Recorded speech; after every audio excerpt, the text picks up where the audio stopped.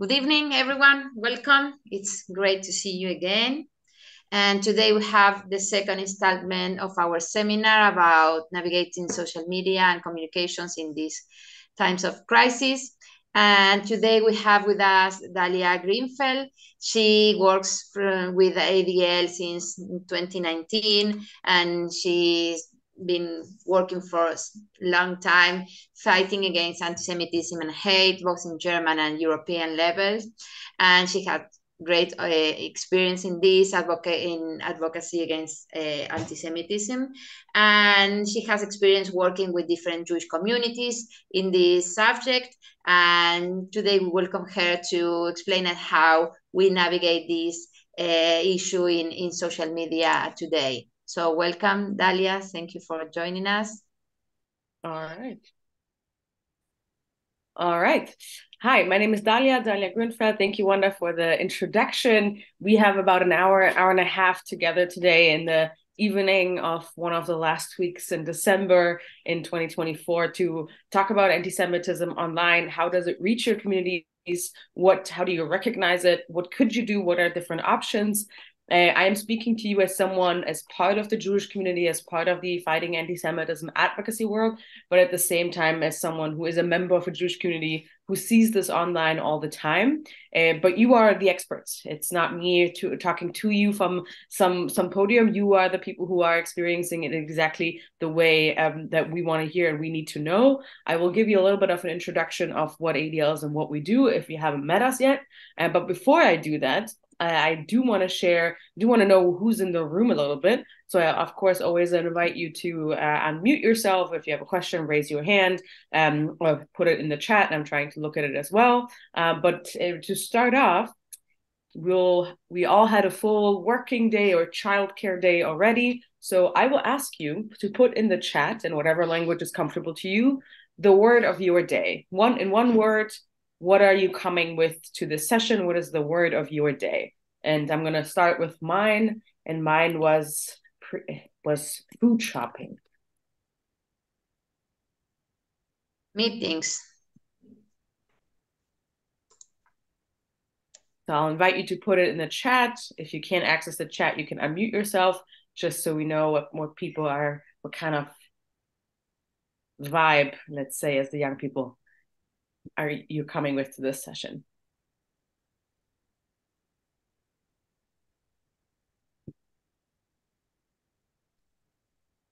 There's some psychology, Zoom meetings. Any other word of the day for you? Playing with your 4-month-old, that sounds very nice. And that's okay if it's not one word, that's great.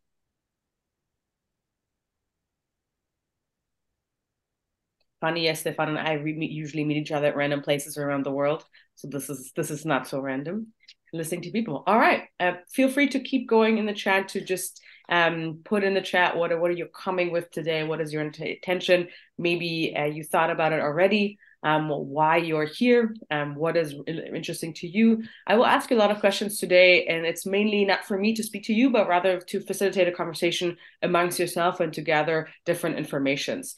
Last time, 2 weeks ago, ECJC hosted ADL for another session with my colleague Lara Phillips, and that was about how to use social media to reach out to communities in times of crisis. So that was, if you have been there already, that was a session that's more technical. So how do you use these different social media platforms, from Facebook to Instagram to newsletter and other versions, to reach your community members who are now, more than in last years, more in crisis and need more community than before. Today, we are talking more about the anti-Semitism, recognizing and understanding and responding to it. And towards the end, I will give you I want to probe it as 20% off. You're getting a special offer from ADL, so stay tuned towards the end. But I do have an exciting offer for all of you who are here and registered and viewing it as a recording later on, for things that you can bring from ADL directly to your community. 20% off, or maybe free. You'll see about that. I will share my screen in the beginning just so you know who we are. Join the meeting. And you can see my screen, right? Yeah. Okay.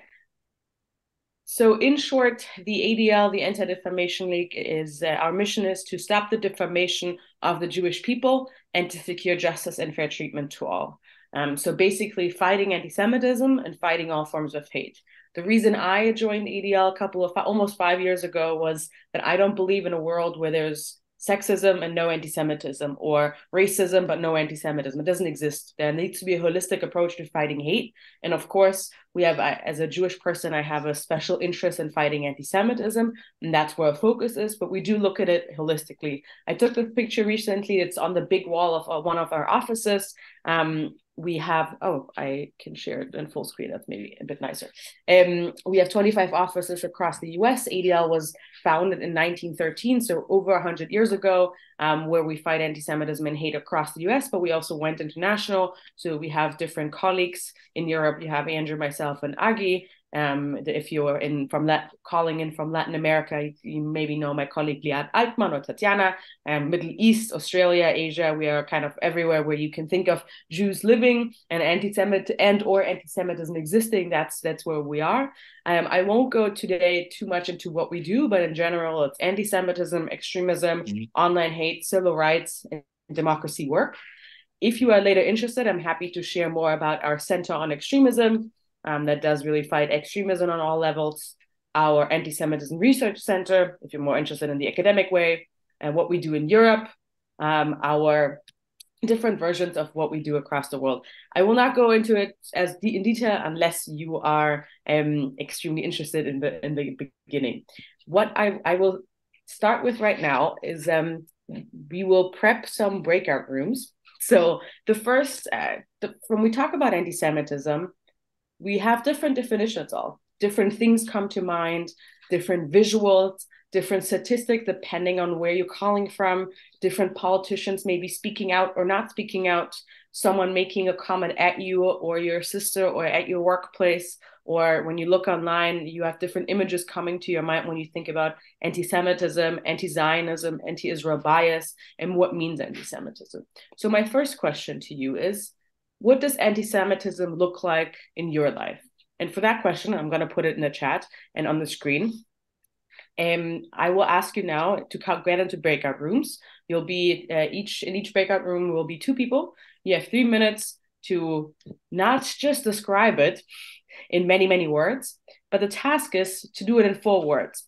So you can think about it, you can discuss, but each of you should come up with a 4-word list of what anti-Semitism looks like. So I'll give you a minute now before you jump into the breakout rooms. So the first task, and I'll put it in the chat, 1 second.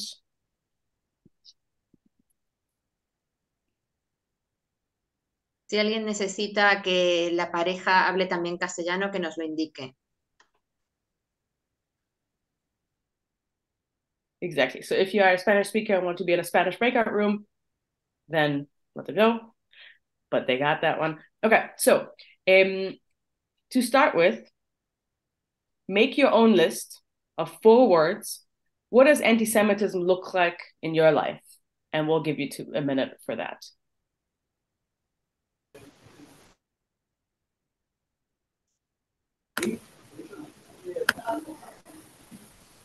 Okay.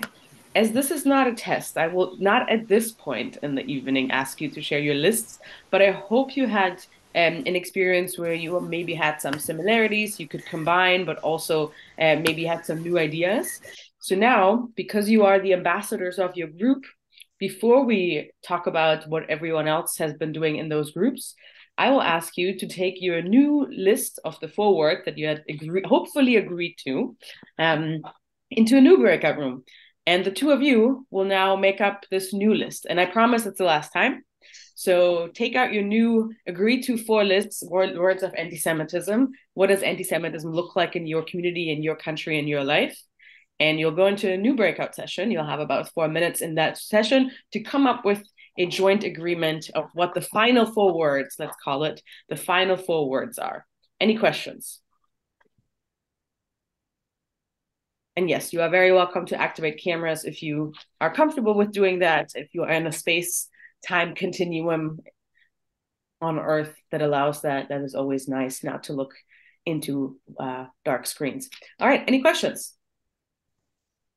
All right, then Taylor will put you again in random two people groups. You are the ambassador. Fight towards the end of your 4 words. I'm very excited to hear what the final 4 words in different groups are, and we'll give you 4 minutes to do so. All right, so now it's finally time to test you on that final list of 4 words, as I mentioned. So it's finally time for me to stop talking and to hear a bit from you from your groups. So, is there anyone who wants to share what the final 4 words in their group were? You can simply unmute yourself. May I? Please go. We started with 4 words and then we ended up to 2 words.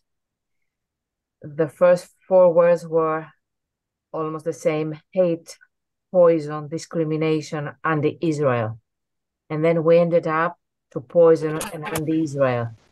I was with us, the lady from Nice, from France, and we shared very common views of what we have to deal with. So it looks like there is poison around us, and now it is the anti-Semitism and the Israel. They don't even distinguish themselves. Before they said, I'm not against the Jews, I'm against Israel. Now it's completely the same. Mm-hmm. Thank you for sharing. So hate, poison, discrimination, anti-Israel. Is there another group who wants to share their final 4 words and maybe also what the words before were?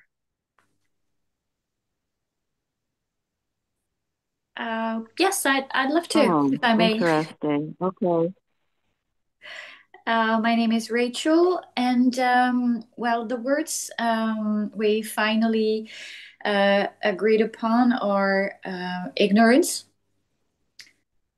fear, danger, and distance.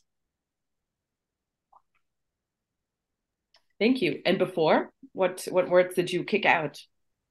And before we had distance, prejudice, Agenda 2030, and conspiracy. Interesting. Thank you for sharing. I'll come back to that list in a second. And there's some I can already see some connections between those. Is there a third group, third and last, if you want, that wants to share their list? We can also do it in Spanish and do translation in English. Okay, I was in 2 different groups, and in one group the communication was very bad for technical reasons. Okay, and we agreed in the second group on 3 words: ignorance, fear, danger, and no interest of the majority community. Mm-hmm. And fear, it's more the fear of visibility. Because you're in danger when you're visible as a Jew. Thank you, Stephanie. All right, so you had some, the words that you shared is on the one hand structural, so discrimination, prejudice, hate, so how it shows up, a little bit on how it feels, right? The piece on how it comes to you, fear, ignorance, you feel the ignorance from other people, you have a feeling of danger. There was the note of societal structural issue. It's a minority issue. It's not a majority issue. Some more, I wouldn't say, political theory issues, as in conspiracy, anti-Israel, and on what it counts to. So a question I want to pose to the group, and whoever feels sparking an idea, I would love to hear. What is the final list of the 4 words that you heard from your own group compared to your group or your own list, what you've heard now? What does it tell you about ours and your kind of collective experiences of anti-Semitism?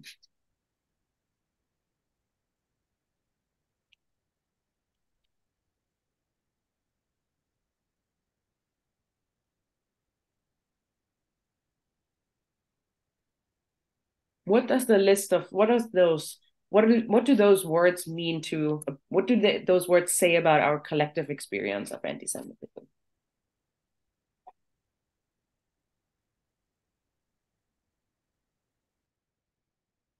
That Dalia, it's can you very hear me? similar. Oh, okay, I won't. Yes, we can hear you. Whoever just asked, you want to share? I think there's a difference. I think there's a difference between just being negligent and not being sympathetic as opposed to being hateful. That was acoustically a bit difficult. Maybe you want to write it in the chat. Anyone else is there anything that comes up? What does it tell us about our collective experience on anti-Semitism? Rachel or Rachel, you raised your hand. Yeah, thank you, Dalia. Well, I feel that we live in very different places, distant places, and I feel the reality we live is quite similar. That we experience more or less the same things, unpleasant things, as well. Obviously, talking about antisemitism. Obviously, the words that came to mind were unpleasant ones, but I have the impression that we're living at the moment pretty similar moments and experiences, and it's negative, obviously, but it's so positive because it gives us the strength to react as a community, as a bonded community. So there's positive and negative, I guess, and I like to stay positive. Thank you. And if I understand you correctly, and in the chat I see Reina saying commonality, Bonnie saying things are very similar wherever one is located. So there's an understanding of, even though it might be a different language graffiti from France to Spain, or a different account posting on social media in our different countries, there's some version of similar experiences. And I think people within the Jewish world, within the fighting anti-Semitism world, that it's not a new trend. This connecting of different issues across the globe, that there's similar trends in different countries and different places at the same time, make a lot of sense to me. What I want to ask you now a bit is, were you happy? Were you satisfied with the final 4 words on your list? Anyone happy, not happy? Were you trying to fight for a specific theme and it didn't make it into a list because someone else thought that's not relevant? Or everyone is super happy?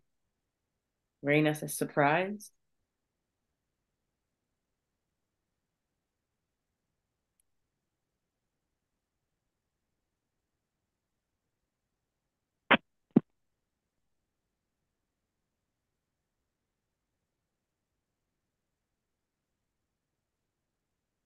Any feelings, any reactions? Are you happy with the list? Are you unhappy?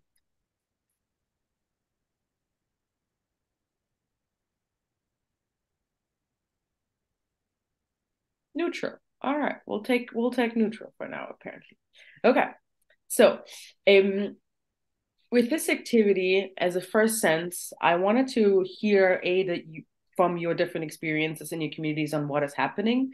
No one has said specifically online, but today we're going to talk a lot about anti-Semitism online, and some of those experiences that you have mentioned, the hate, the discrimination, the ignorance, is of course taking place online. I'm going to in a second share my screen, and we'll share some definitions about anti-Semitism with you that we use at ADL. And I want to preference this by saying we, in different environments, we obviously use different definitions. So when I talk to 12-year-olds, I use an easier definition, right? When I am in a space of different languages, I will use a different definition, but those are the most common ones that we know. Of course, there's the IRA definition that we also endorse and that we also use. For this purpose today, I have used one of the educational ones that we use in different education spaces.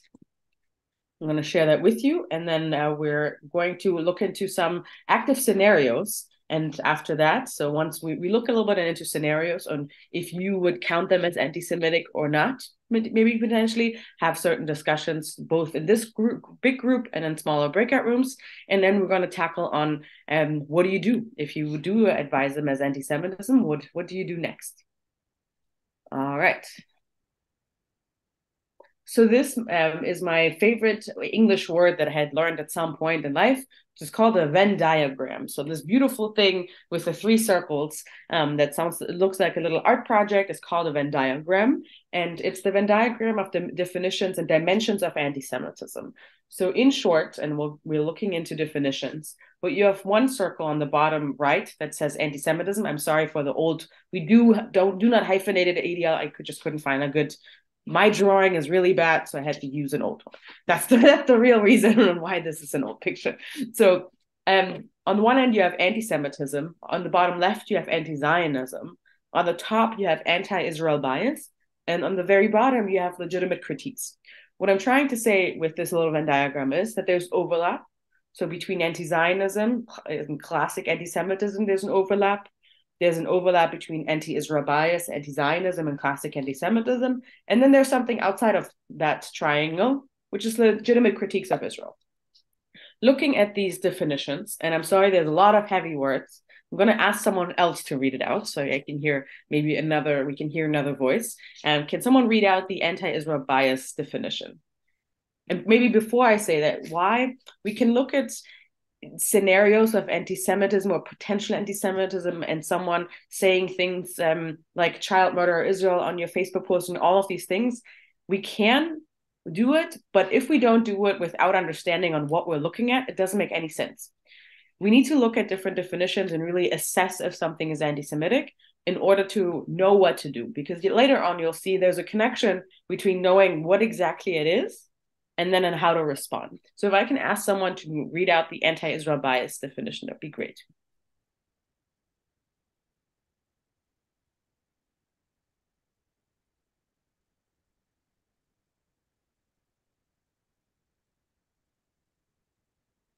Anyone from Italy?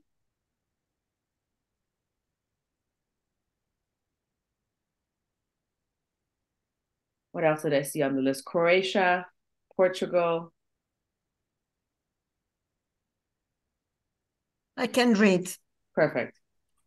Anti-Zionism is opposition to Zionism, the movement for the self-determination and statehood of the Jewish people in their ancestral homeland, the land of Israel. Anti-Zionism is often expressed explicitly or implicitly in the rejection of Jewish nationhood and the right to self-determination. The vilification of individuals and groups associated with Zionism and the downplaying or negation of the historic and spiritual Jewish connection to the land of Israel. Anti-Zionism is anti-Semitic in either intent or effect when it invokes anti-Jewish troops, is used to disenfranchise, demonize, disparage, or punish all Jews or those who feel a connection to Israel, equates Zionism with Nazism and other genocidal regimes, or renders Jews less worthy of sovereignty and nationhood than other peoples and states. Thank you so much, Esther. I've jumped one slide, but if you could also read the other slide, and then we'll connect. Anti-Israel bias refers to extreme criticism of Israel that can take various forms, including biased perspectives or false accusations directed against Israel, often with the aim of delegitimizing the country. Anti-Israel sentiment does not include legitimate critiques of the Israeli government, its policies, or politicians. Anti-Semitism is the marginalization and oppression of people who are Jewish based on the belief in stereotypes, myths, and disinformation about Jewish people, Judaism, and Israel. Parallel to all systems of oppression, and anti-Semitism manifests as the dehumanization or exploitation of, or discrimination or violence against Jewish people. Thank you so much. So I know it's a lot of heavy words, and you'll use, and now in a second before you go into different breakout rooms, I will share the handout with you so you can use it in your breakout rooms. Any questions maybe about some of the words, phrasing, any disagreement maybe on the definitions we're going to use for this next part? Actually, I also do have them in Spanish. I just need to look for it in a second, and I can upload them in Spanish as well. I don't really understand the difference between anti-Israel and anti-Zionism. I don't see clearly what is anti-Israel, in fact. Thank you. Does anyone from the group have a response to that, maybe? What is the difference between anti-Israel bias? I guess that anti-Israel bias is against the government and not against the country and the state itself. Okay, interesting. Any other or additional understandings of that? I say a word? Yes, you hear me? Yes, we can. Sorry, but what I understood is that anti-Israel bias is not really criticism against the politicians or policies. So I part of this the point that anti-Israel bias is almost the same as anti-Zionism because as described as an extreme criticism of Israel, it's the mere existence of a country as a Jewish state, which is negated. So it's quite the same as saying that Jews are not allowed to have a state, which is by definition what is anti-Zionism. Thank you, Michael. So if I'm going to take the different terms that you now raised and the question, what is the difference between anti-Israel bias and the other definition of an anti-Zionism? So we all have biases.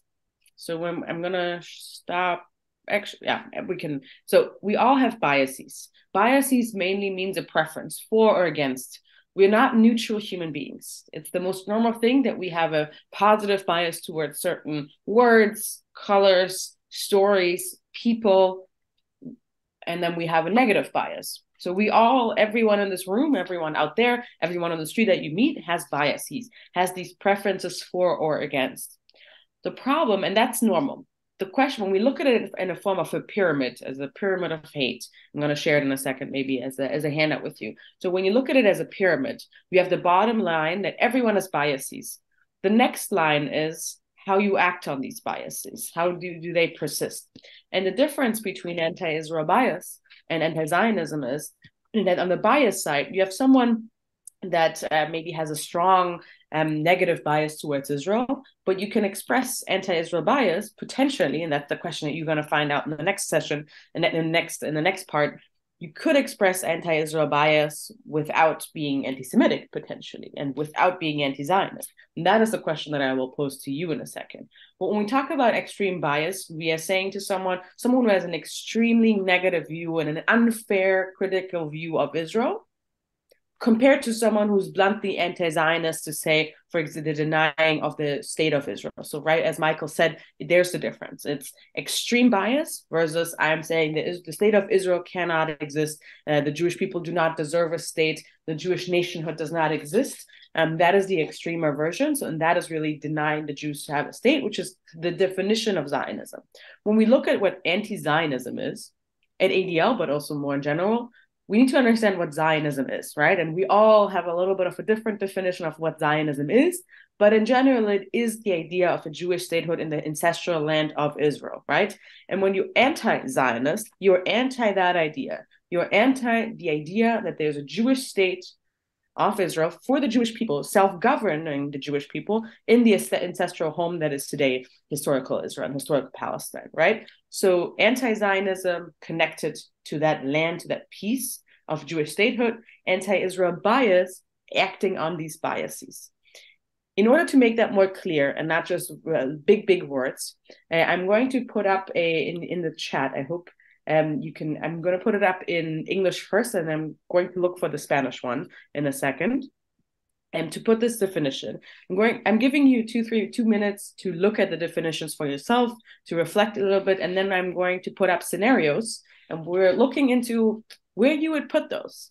So and those are things that I've collected from various of your communities. So maybe you'll find it is something that has existed already in your community. And we're going to assess which of them do fit where within this Venn diagram. So give me a second. So a Bundist is anti-Zionist from the get-go, right? But he might not have. I'm sorry, Yuval, could you repeat? I couldn't. We can't hear you. If somebody's a Bundist, right? So he's against Zionism. He doesn't think it's a good idea. He thinks that if the state of Israel exists, it's okay. All right? So he doesn't maybe have Israel. On the other side, somebody who is Neturei Karta, right? Ultimately, he thinks that when the Messiah comes, everybody will go to Israel. But he's very much against the current state of Israel. I'm just going to repeat, Yuval, I think we have an audio problem. So yeah, I think Yuval, I think your microphone, either you're moving something, but it's a very, very bad connection. It's on your end. You just if you can post the same thing in the chat. I think I understood what you meant, which is the question if someone is a Buddhist and says is anti-Jewish state, I think in general, what does that count with? I can put this on the scenario list. For now, I have put you the definitions of the three things that I put you in the chat, so you can download it also for later on to use to have. And the next piece, and Yuval, we can put this as a scenario as well. I'm quite interested to discuss this as a potential scenario as well, but we do want to focus a little bit on anti-Semitism online. So in this next piece, I've prepared different scenarios that I've heard from different communities. When I saw the list of the different countries, I looked into everything that has been reported to us at ADL over the last, let's say, 2 months specifically, and put different definitions. So if you remember back, we have this wonderful Venn diagram.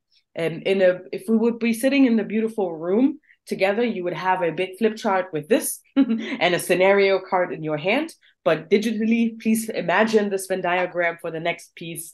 And you will put basically mentally, you will put the scenario in somewhere there. So scenario 1, in a post on Facebook, your Jewish community announces that they will be traveling to Israel with a Jewish community delegation this upcoming spring.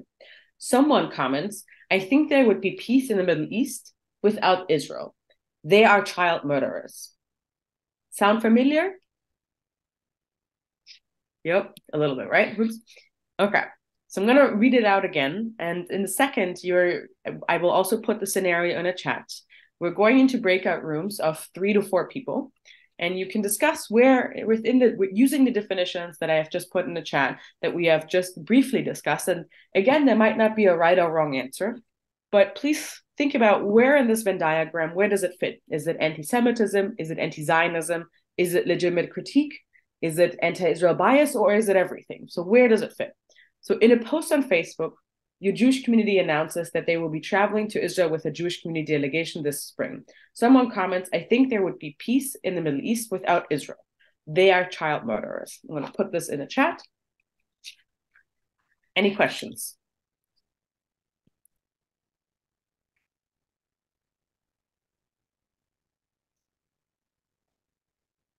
Okay, so you have the first scenario. I'm very interested to hear what you're thinking, because then also all the questions, hopefully some questions, some thoughts will come up about this, and we can see what we can do ideally best. All right, so Tirila is going to put you in the breakout room with 3 to 4 people, and we'll give you 4 minutes to discuss and then come back with an answer. And there's no right and wrong necessarily. There's only pros and cons. I hope you had some time to discuss. In the chat, in the meantime, I have put you the Spanish, but it's also the link to the English version of the Pyramid of Hate. So the pyramid that I was talking about bias and how it builds up to genocide.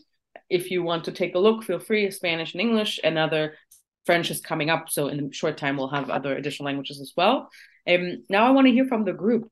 So in this scenario that I saw you did this when that, if it feels familiar, if it's something that you and your communities on social media have experienced, what did you come up with? Is it anti-Semitism? Is it anti-Zionism, anti-Israel bias? Any group? I'm just going to call out group two. Group two? What did you discuss? What did you come up with? I have no idea who group two is. So who is group two? You are now. Maybe Michael wants to speak. No? Okay, or if you want, but no problem. Okay. Point is, this scenario is clearly anti-Israel bias, and also anti-Zionism, in fact, which is when the bias is so extreme and goes up to the point to negate Israel's right to exist. It equals to anti-Zionism. However, it's not strictly speaking anti-Semitism, for it targets Israel, the country, and not specifically Jews as Jews. And Thank you, Michael. Do you want to continue? I kind of disagreed a little bit. Understand what he's talking about, but I think that this anti-Zionism is the new anti-Semitism for the last decade. A bit further. I agree with that, but just to say that when we talk on social media or sometimes with people, and when they say just I want Israel not to exist, and we say it's anti-Semitism, they quite automatically reply, no, it's not. I'm not anti-Semitic. I'm not anti-Semite. I have nothing against Jews. It's just against Israel. And of course, anti-Zionism is the new anti-Semitism, but it may go back at us if we say that. Mm-hmm. Anyone disagree or agree with that statement? What did you come up with? What we can debrief, but did you come up with the same argument, a different argument? Where did you place it and why?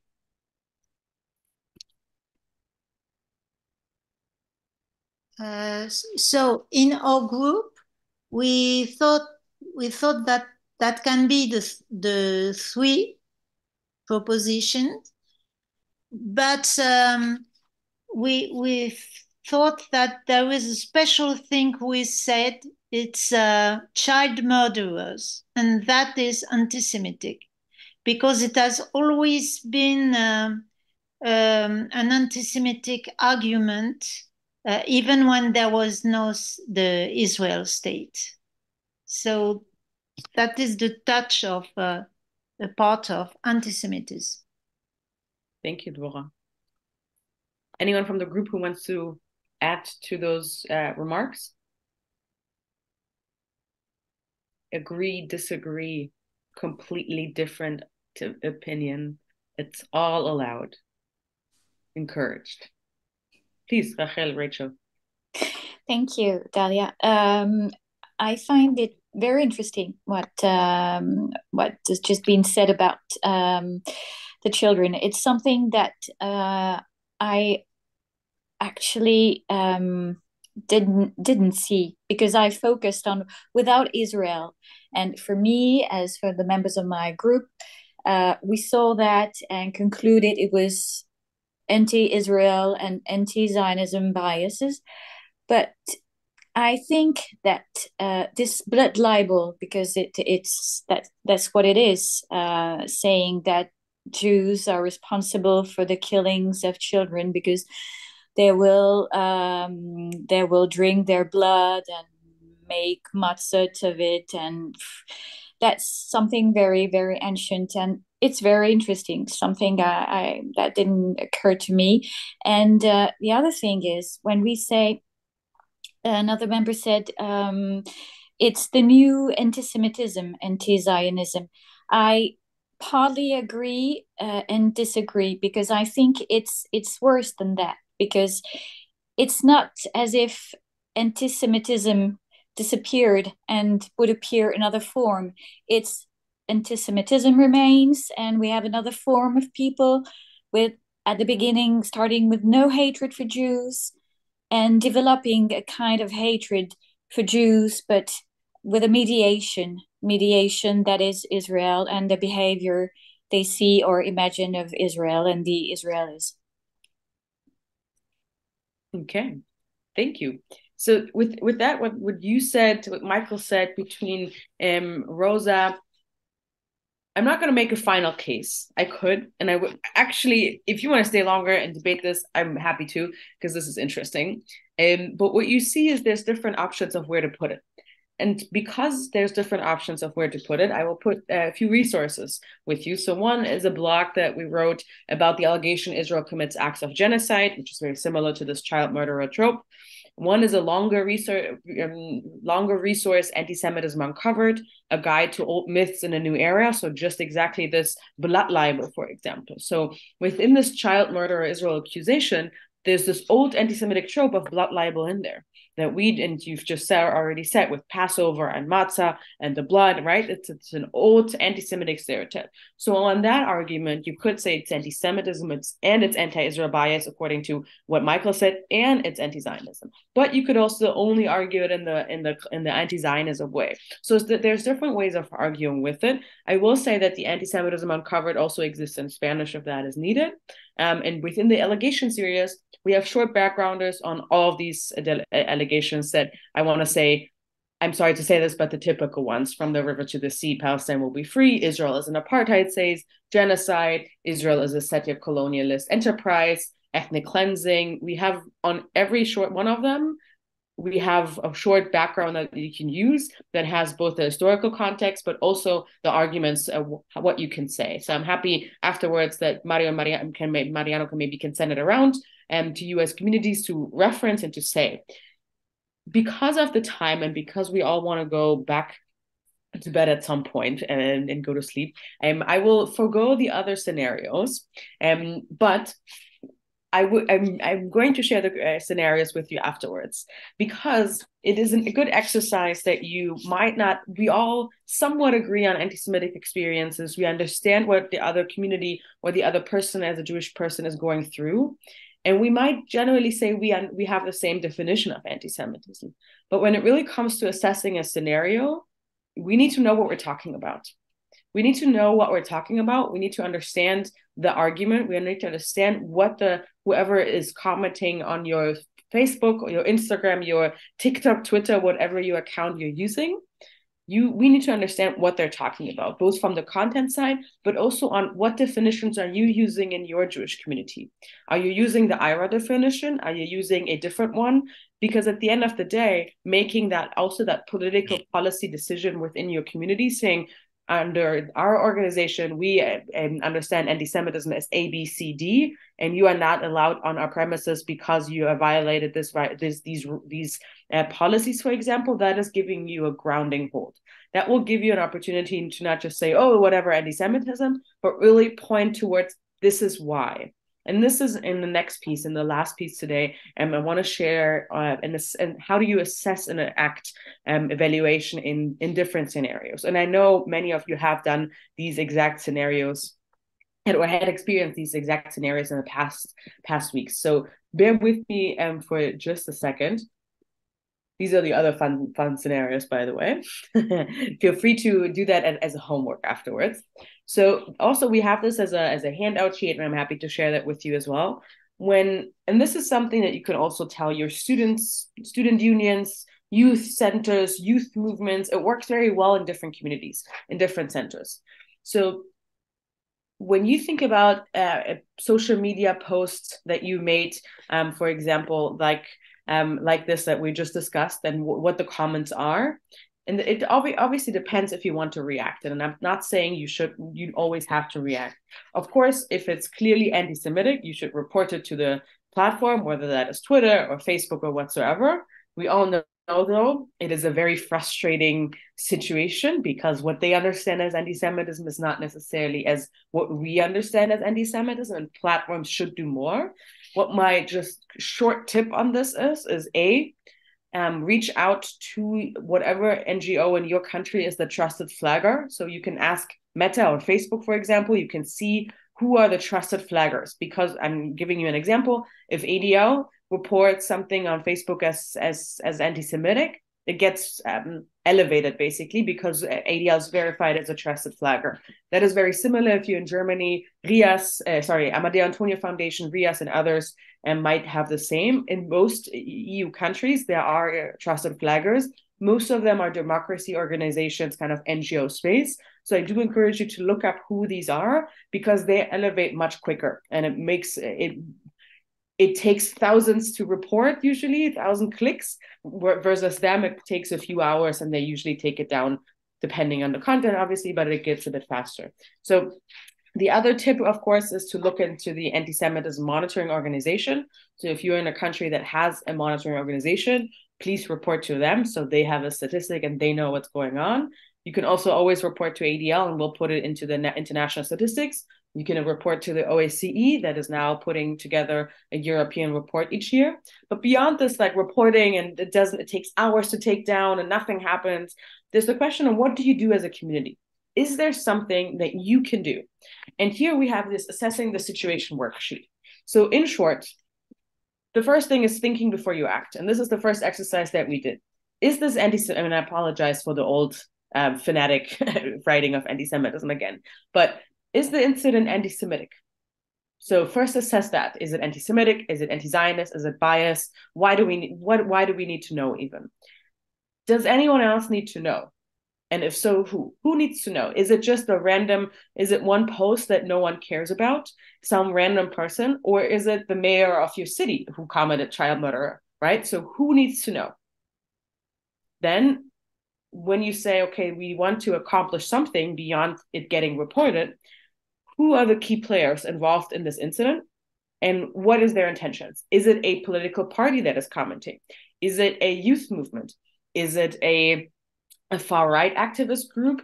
Is it a Christian group? Is it a Muslim group? Whatever it is, but think about the stakeholders. Who are the players involved in online anti-Semitism? Is it maybe the same person that has targeted you as a Jewish community in your social media post for the 10th time? So who is that stakeholder? And then the question becomes, be clear about what you want to accomplish. So what are your goals in responding?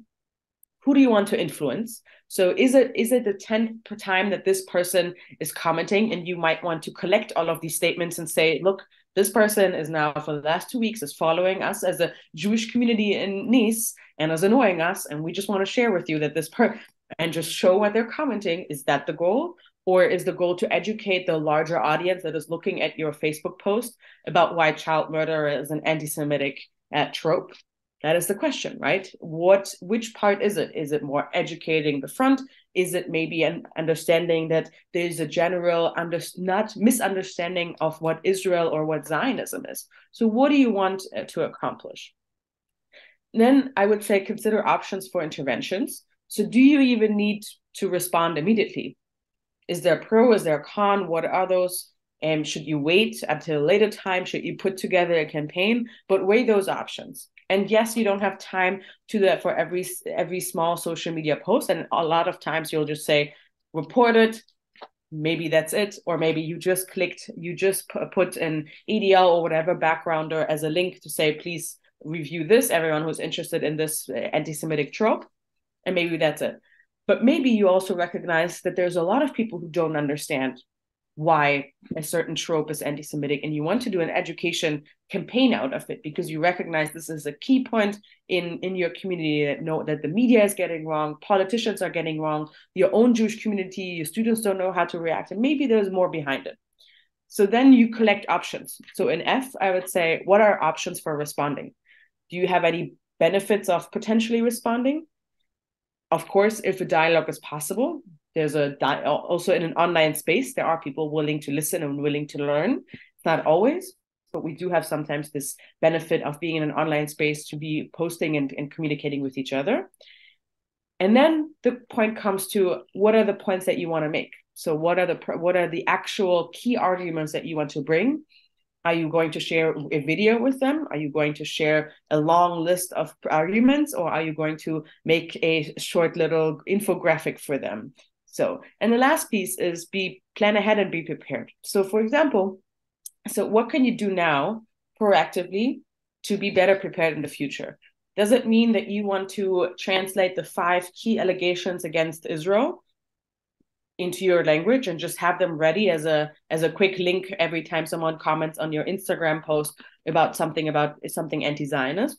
Maybe that's something. Do you want to do a video out of it? Do you want to have a webinar once a month to educate people? So those are all options. So being prepared, and then maybe also finding allies. Is it a university that you want to educate the dean and the staff, right? Which space are you talking about? So in short, it's just a handout on how to think about it. And it might be very complex if we think about it as you can use this for every single potentially anti-Semitic incident from small to large. And today we talk about online anti-Semitism. And of course, you don't have necessarily time to go through each step. But if you do, you can weigh your options and what is the biggest benefit to your community.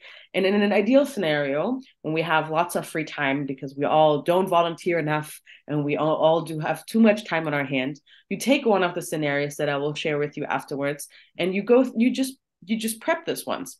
Because once you take any of the scenarios either that I share with you or something that happened in your community, and you do it as an exercise with your staff and your volunteers, you'll notice, and I promise you that there are very different opinions, not just on if something is anti-Semitic, anti-Zionist, but also on how important it is.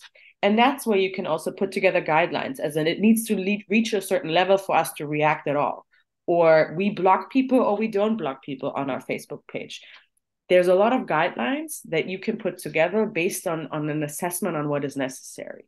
And also thinking ahead on how are we prepared to educate our community internally and externally about these issues. So that being said, I do want to open it up for some of the maybe final comments, questions, and thoughts. And then, as I promised, you're getting 20% off of a certain thing that I'll share with you afterwards. But that was my very short version of thinking through from understanding anti-Semitism, what are our common experiences, to looking at actually definitions, assessing a scenario, and then thinking through what are our options, how do we assess the situation, and what are our options to assess. Any open questions at this point?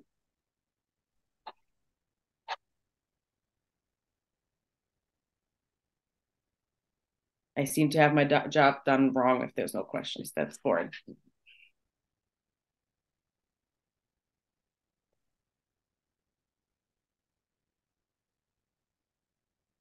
Any comments, anything that you're still like, I don't understand, or I'm uncomfortable with this thought that we need to work through so many questions before doing something I just want to do? I would like just to say a comment on what you're saying, because what you're saying, it's amazing in the way that not necessarily communities need to become a fortress. Actually, what you're doing is you're open your heart, you open your community, and then to deal with this. Sometimes Jewish communities think that we have to, to close every option of conversation with the outside. And what happened in many places is that sometimes, maybe you didn't mention, but what you think about is that some people might be anti-Semitic because they don't know the Jews. They don't have conversation with the Jews. And this could change, I don't know if this is something that could be something to think about. Yeah, absolutely. So we know by research, the Center on Anti-Semitism Research that I mentioned at ADL has done intensive interviews and surveys statistically that if a person knows a Jew or Jews, they are less, in theory and also in percentage, less likely to be anti-Semitic or hold anti-Semitic perceptions, as you would say it academically. The same goes if a person believes in the more intensely a person believes in conspiracy myths, the more likely this person also believes in anti-Semitic tropes. So there's some certain links that is also not necessarily our job as Jews to say, ooh, welcome to my house, so I'm going to make you not anti-Semitic by inviting you to my house for Hanukkah. But there's definitely a link. So of course, any Jewish community, small, big, Masorti, liberal, Orthodox, whatever it is, there's a certain responsibility within the society, and that is a decision that every community needs to make for themselves. But we do know that, of course, understanding Jewish community, where do Jews come from, the diversity of Jews, what is the connection of Jews to Israel, helps in terms of anti-Semitism and anti-Zionism. Because a lot of people have no understanding of what the connection is between Israel and the Jews, besides that they have the country, but what does it mean to diaspora Jews? So there's, of course, the opportunity to say, look, if your own Jewish community wants to do something, and I guarantee you a lot of young Jews within your community want to be active in like larger civil society actions, whether that is climate action, anti-hate, anti-racism spaces, these people exist and they do want to do things. So Mari, I do think your point is very well taken to say maybe there's a larger amount of just opportunity lying ahead there.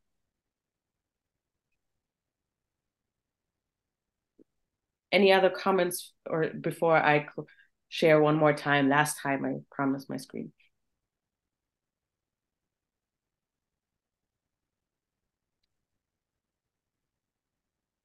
Okay, so what you have just experienced in a very brief and very digital way is ADL's Words to Action program in an adapted version. So Words to Action is a program that is an education initiative that does two things: empowering and equipping usually Jewish youth and young adults with responses to anti-Semitism, anti-Israel bias, and anti-Zionism. We have 3 different versions of this: the community version, the campus, and young adult version. So community is youth, so think about 14 to 18-year-olds, campus 18 to 25, and then young adult people who are maybe in Moshe houses out of university already, like 25 to 35. But we also do adult groups, for example, parents of Jewish kids who go to non-Jewish schools. So we have different versions of this available. This is the trainer team. We currently have 30 trainers from 18 different countries across Europe. The way we go about these trainings, you have experienced some of these pillars, is in the beginning, we establish a safe and comfortable environment. For many of the students that we have, it's the first time they speak amongst even a Jewish community about their own experiences with anti-Semitism. We built on their knowledge on anti-Semitism. There's many people, especially youngsters within our communities, who have a certain feeling on anti-Semitism, but have no words to really understand and describe it, from the history, from how it comes to the modern age. I've heard a couple of times someone saying this is the anti-Semitism in the new era, so we also touch up on that. Once we've established a little bit of an understanding of anti-Semitism, we move into the skills to respond piece. And this is what I did with the assess and act, but usually we would take an hour just to do the assess and act activities and really train that. And lastly, we go into a taking action piece where they reflect on the last few hours of training that they did and go into, what do I do differently from now on? What is my next step? Do I want to read a book? Do I want to listen to a podcast? Do I want to inform my non-Jewish friends that I want to talk about this with them? And we evaluate this. This is different. You've seen the Venn diagram. This is how it looks like in real life. Why I'm sharing this with you is because we can bring it to your communities. We've started to run this program in 2022, right after the pandemic. And so far, we've done 113 in-person trainings in all of the countries that you see on the map. In 21 countries, we've trained over 1,600 young Jewish people across Europe within the first 2 years, over 280 hours of trainings.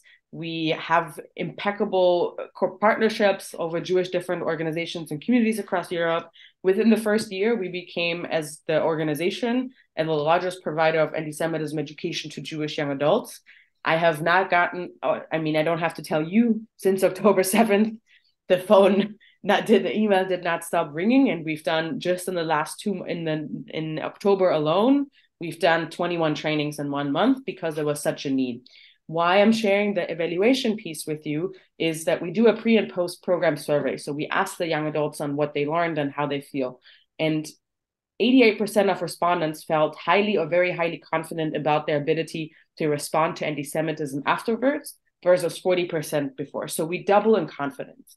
And of course, in a 2 or 3 hour session, we can't train them on everything on the anti-Semitism, but what we can do is increase their confidence about responding, that they know what to do, that they know that they don't feel alone. So one participant, it was a training in Madrid, said, I feel more empowered and at the same time filled with more responsibility to inform myself and those around me about this core issue of anti-Semitism.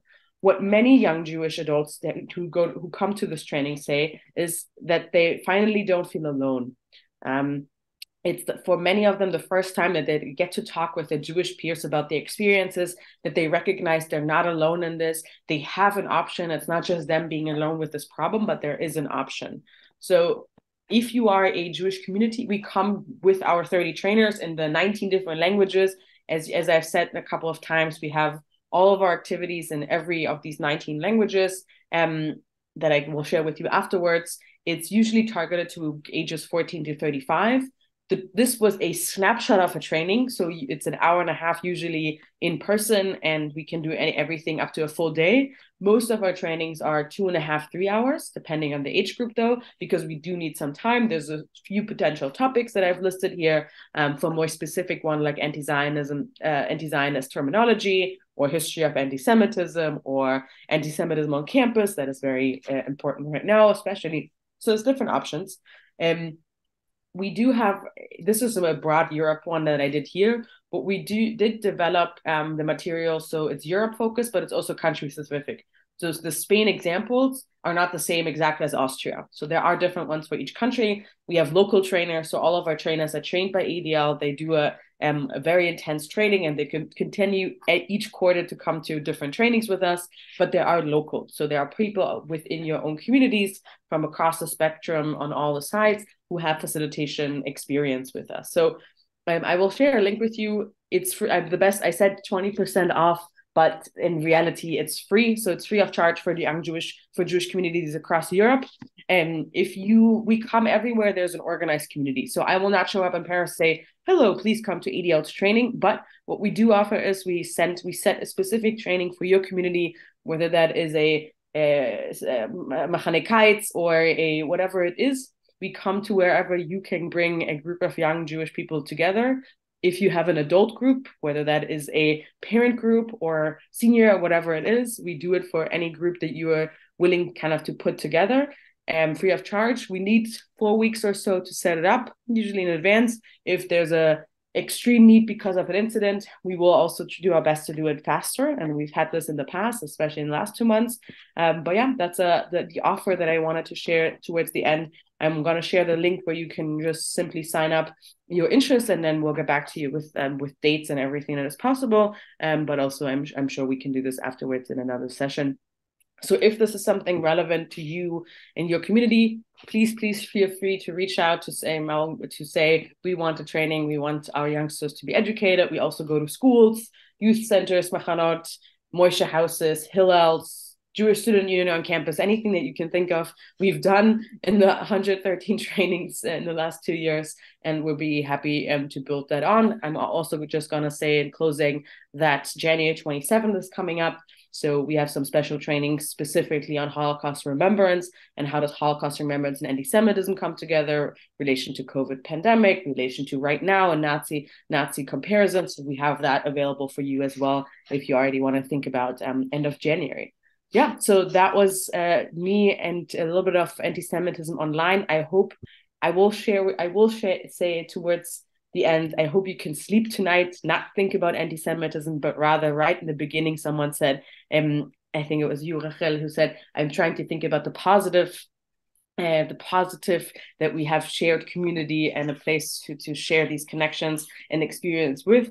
So I agree. I think that is the best piece about the Jewish community and the Jewish world, as we are not alone in this. We do have professionals, volunteers, people with hearts and minds who do this kind of work, and we would be happy to support you in this. So my final word is toda. Thank you for entertaining with me tonight. This is my word of the day now.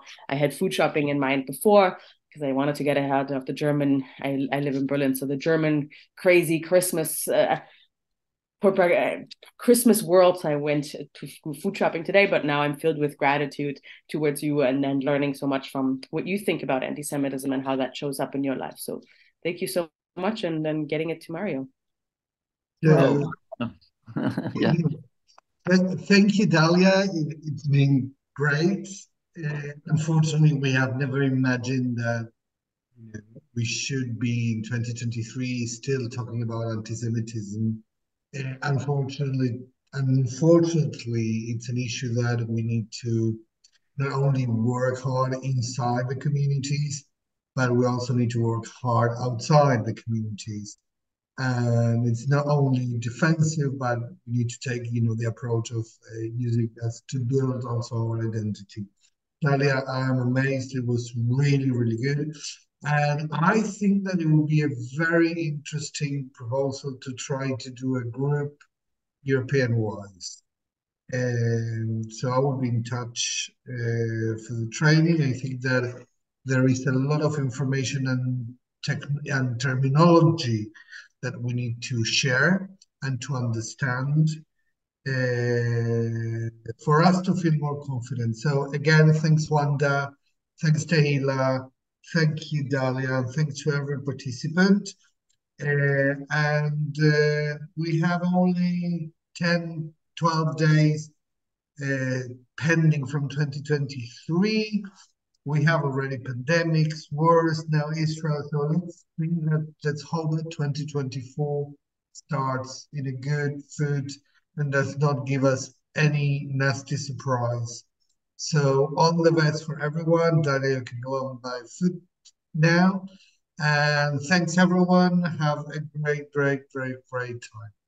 Bye. Mariano, a question, please. Monis speaking. Yeah, yes. Thank you very much. It was very, very interesting. Is there a program for training trainers? I mean, it would be much nicer if we can have a good training and give it to our people in our own language. Oh, maybe I should have been more clear. So we at ADL, we train trainers from the communities, and they do it in your language. So each of the trainings is in Bulgarian, French, Spanish, Portuguese, Croatian, Serbo-Croatian, whatever you want. We have 19 languages available. They are local from your community. We do train them. So we just did a trainers in March this year, where we trained another 25 trainers. So 2024, probably not, but starting 2025, I'm happy to reach out to this group again, where we will re-up our training experiences. But in most of the countries that I've seen you sign up, we have local trainers in your language who will do the training with scenarios from your country in your language, with handouts in your language, and not like me doing it in English. That would be lovely, because we didn't see the word Greece or Greek on your group of languages. Okay, thank you. Thank you so much, Dalia. We will be in touch. Monis, there is only one trainer, but it's in Romanian. For sure. Thank you very much. Thank you. Thank you. Bye-bye. Bye to everyone. Thank you. Bye. Bye. Thank you. Later out.